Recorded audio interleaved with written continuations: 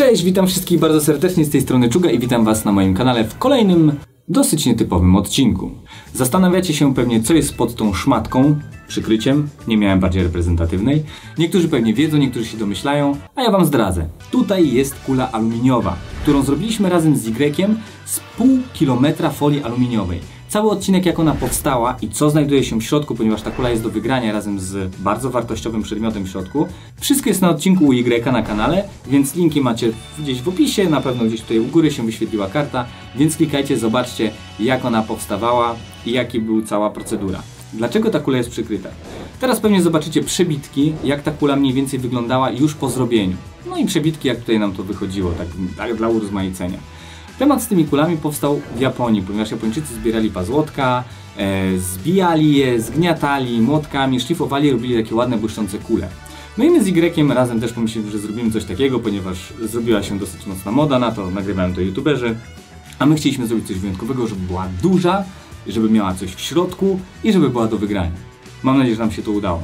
Przy montażu filmu dla Y stwierdziłem, że jednak ta kula nie spełnia tych wymagań takich, powiedzmy, taka jaka powinna być, bo powinna mieć dosyć mocny połysk, takie odbicie, że można było zobaczyć swoje odbicie w tej kuli. Udało się nam z Y to zrobić, ponieważ na pewno zobaczycie to u niego na kanale, ale ja postanowiłem, że zrobię jeszcze mocniejszy, żeby ona była jeszcze bardziej perfekcyjna na tyle, ile mi się uda ręcznie to zrobić.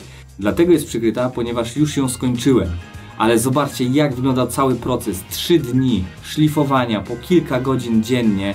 Dlatego mam nadzieję, że zasłużyłem chociaż na subskrypcję, lajka i jakiś komentarz. No i co, ja zapraszam was do oglądania. Zobaczcie, jak udało mi się to wywalczyć. No niektórym może ten efekt końcowy się spodoba, a niektórym nie. No wiadomo, zobaczymy. Napiszcie w komentarzach, czy jakoś mi się to udało. A teraz zobaczcie, jak ją szlifowałem. Tak jak widzicie, wszystko mamy przygotowane, papiery rozłożone. Będziemy zaczynać od maszyny oscylacyjnej. Tutaj jest grubość papieru 240. Widać maszynę.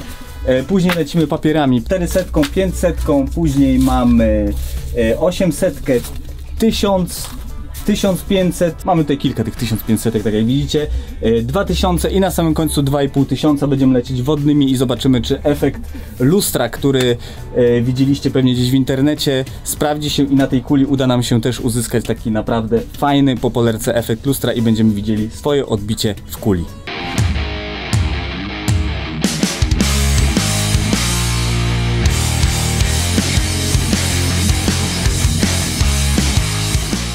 Jesteśmy po wstępnym szlifowaniu, tak jak widzieliście.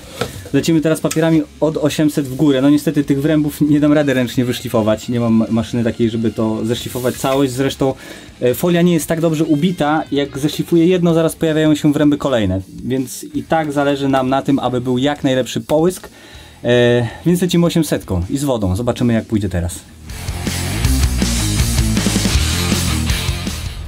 Dzień drugi.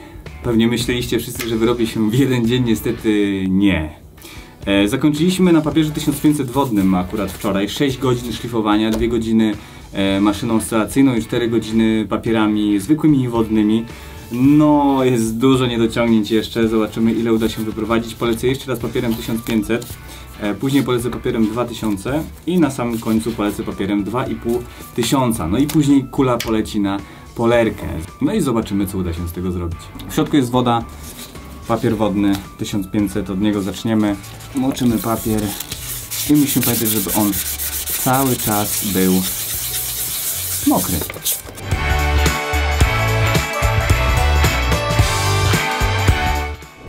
Zobaczcie, po papierze 1500 już widać coraz mniejsze ryski. Oczywiście na te dziurki nie zwracamy uwagi, no bo nie mam jak ich niestety wypełnić. Teraz czas na papier 2000. Myślę, że powinniśmy jeszcze mocniej zniwelować te malutkie ryski, aż w końcu uda nam się uzyskać w niektórych miejscach taką mocną, gładką powierzchnię.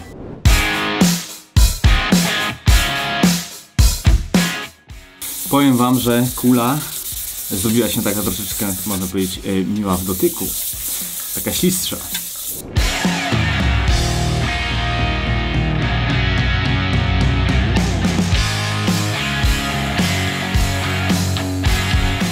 Oczywiście to nie jest zbyt oczywiste, że pozgniatając sreberka, no wiadomo, każdy tam robi jakieś tam swoje kulki w dzieciństwie i tak dalej, No i spoko, te kulki tam wychodziły, bawiło się tymi kulkami. I teraz już w sumie rzadko w czekoladach można gdzieś te pazłotka znaleźć, bo chyba, nie wiem, wymogi Unii Europejskiej.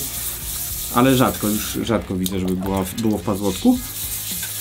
No i żeby zrobić coś takiego, że bez roztapiania w ogóle pazłotka, sreberka, czy jak to tam kto nazywa, uda się zrobić jedną taką dużą bryłę, tak? I jeszcze, która ma się świecić. No i zobaczcie, że w Japonii ten recykling działa na wysokim poziomie.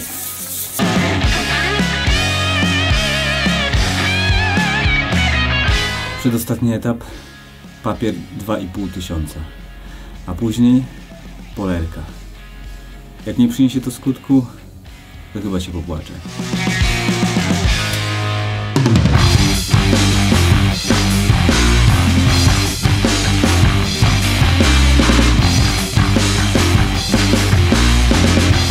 Dobra, kula przewalona wszystkimi papierami ściernymi, jakie tylko miałem.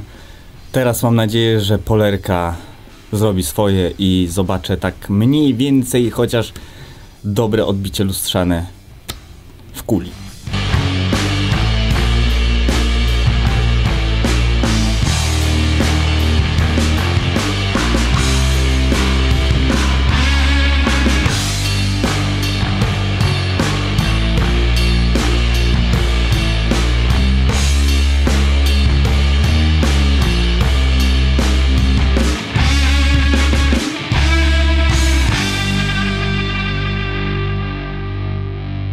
A teraz czas, aby odsłonić i pokazać Wam, jak wygląda ta wypolerowana kula. Jeżeli będzie Wam się podobało, pamiętajcie o tym, żeby zostawić subskrypcję, lajka, no i komentarz, czy Wam się podoba, czy nie, czy może byście zrobili lepszą. No to wszystko już od Was zależy. A więc, moi drodzy, tak oto wygląda kula wypolerowana przeze mnie po zrobieniu z Y kuli.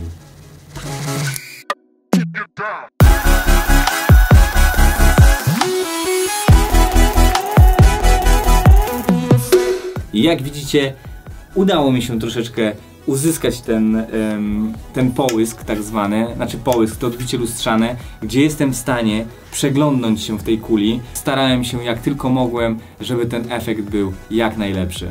Ta kula jest do wygrania u Y na kanale, tak jak już wspominałem na początku, więc macie wszystko w opisie i tak dalej.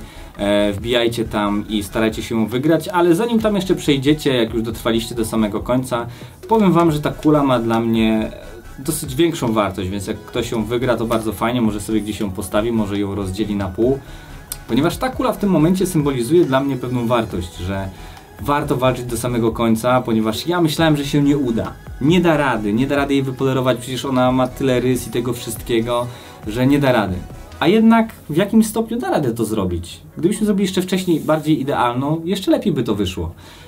Ale ze wszystkiego da radę cokolwiek wyłuskać, więc taka jest wartość, że nie ma co się poddawać, tylko trzeba walczyć do samego końca, a efekt zawsze jakiś będzie. Mniejszy lub większy. Dlatego też dziękuję na koniec dla Andrzeja i dla Cinka za to, że udostępnili miejsce dla nas do tego, żebyśmy stworzyli tą kulę i narzędzia, więc bardzo Wam dziękuję. No i cóż, ja Was zapraszam do obejrzenia kolejnego odcinka na moim kanale, do subskrybowania mojego kanału i subskrybowania kanału Y i widzimy się w kolejnych odcinkach.